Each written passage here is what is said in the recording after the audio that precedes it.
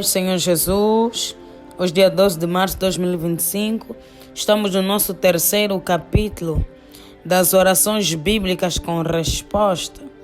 Hoje vamos falar um pouquinho do clamor do povo de Israel quando estava cativo no Egito.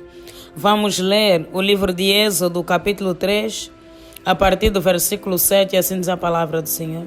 E disse o Senhor: tenho visto atentamente a aflição do meu povo, que está no Egito, e tenho ouvido o seu clamor por causa dos seus exatores, porque eu conheci as suas dores.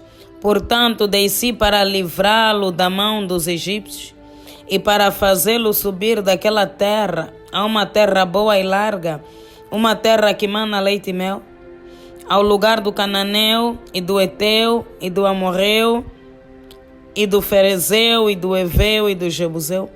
E agora eis que o clamor dos filhos de Israel chegou a mim, e também tenho visto a opressão com que os egípcios os oprimem. Louvado seja o nome do Senhor Jesus. A palavra do Senhor diz que na época de Jacó, quando Jacó já era velho, houve uma fome em toda a terra. Apenas no Egito havia mantimento, havia alimento. Então todos os povos se dirigiam ao Egito para comprar alimento. Só que quem era o governador do Egito naquela altura era José, o filho de Jacó.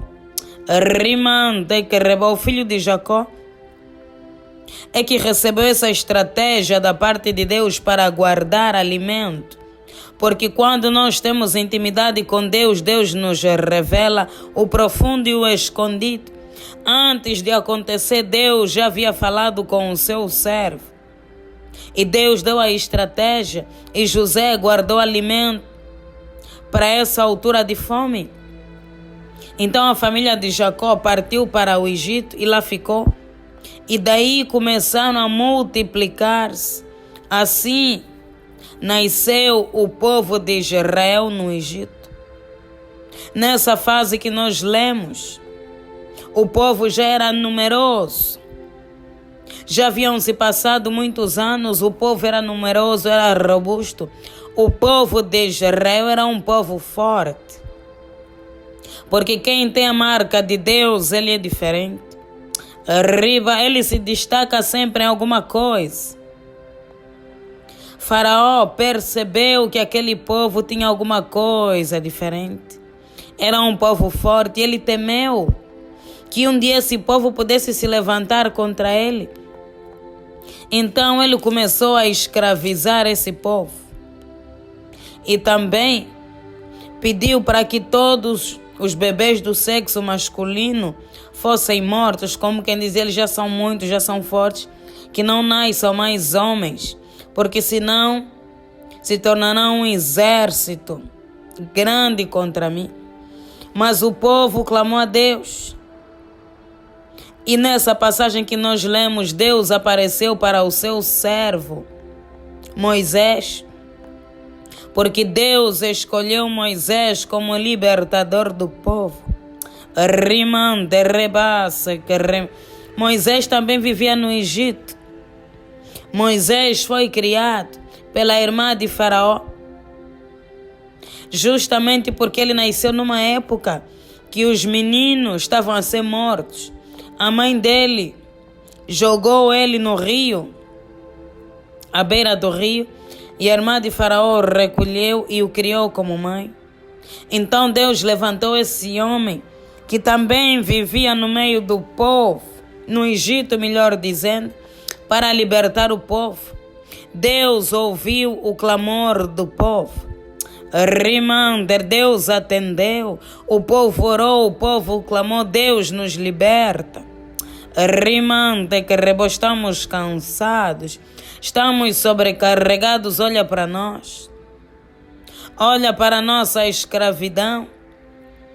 Eles eram maltratados, trabalhavam de sol a sol, sem condições nenhuma de trabalho, eram chicoteados, humilhados. E o povo clamou ao seu Deus. Todo aquele que conhece a Deus, ele clama.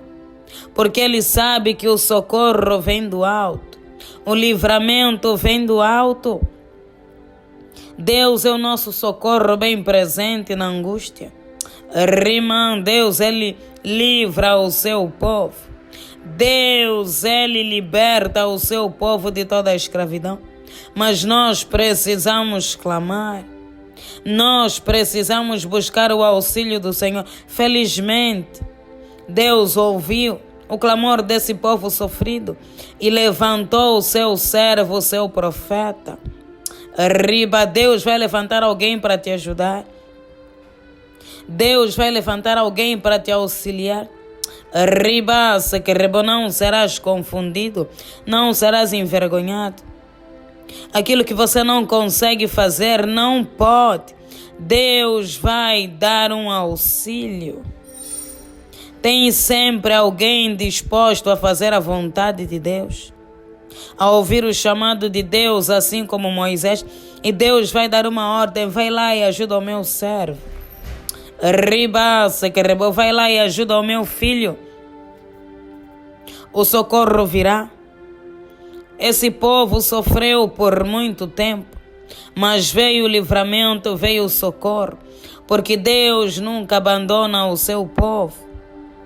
Deus não deixa aquele povo que clama, que ora, perdido. Recentemente, numa das orações, falamos da parábola do juiz iníquo. O Senhor Jesus fez uma comparação. Havia um juiz que não temia nem a Deus, nem aos homens. E tinha uma viúva que o importunava de dia e de noite. E ele ficou farto da chatice da mulher. E ele decidiu atender o pedido da mulher. E o Senhor Jesus fez uma comparação. Se esse homem que não teme a Deus nem aos homens ouviu, decidiu julgar a causa da viúva, quanto mais o vosso Pai não ouvirá aqueles, os escolhidos que o clamam de dia e de noite. Deus, Ele ouve o teu clamor e a tua oração, mas você precisa entender alguma coisa. Não é no nosso tempo, é no tempo de Deus. Demora, mas Deus faz. A promessa passa pelo teste do tempo. Não é do nosso jeito, mas saiba que os caminhos do Senhor são melhores do que os nossos. Tudo que Deus faz é perfeito, é agradável. Tudo que Deus faz é bom. E Deus vai fazer além do que você pensa. Deus vai fazer além do que você imagina. Deus não demora. Deus faz no tempo certo, determinado. Nós é que temos um problema com a fé, muitas das vezes não acreditamos. E com a paciência. Por isso é que um dos frutos do Espírito Santo é a longanimidade. Longo. Algo que nós devemos esperar, ter paciência. Nós devemos buscar esse fruto do Espírito Santo. Não é fácil. Não é fácil, eu sei que não. E o momento em que nós vivemos não facilita nem um bocadinho. Nós estamos na geração emergente. Nós estamos numa época que conseguimos mecanismos para fazer coisas muito rapidamente. Na era da tecnologia, isso também surte um efeito no nosso caráter. Nós queremos tudo rápido, tudo para ontem. Conseguimos fazer transferências bancárias em segundos, em 1 minuto. Transferências internacionais, nos conectar com o outro lado do mundo. Temos máquinas, temos robôs, temos tudo. Tudo automático, mas com Deus continua sendo do mesmo jeito. Com Deus continua sendo a fé e a paciência e a perseverança. Deus não vai apressar só porque nós desejamos.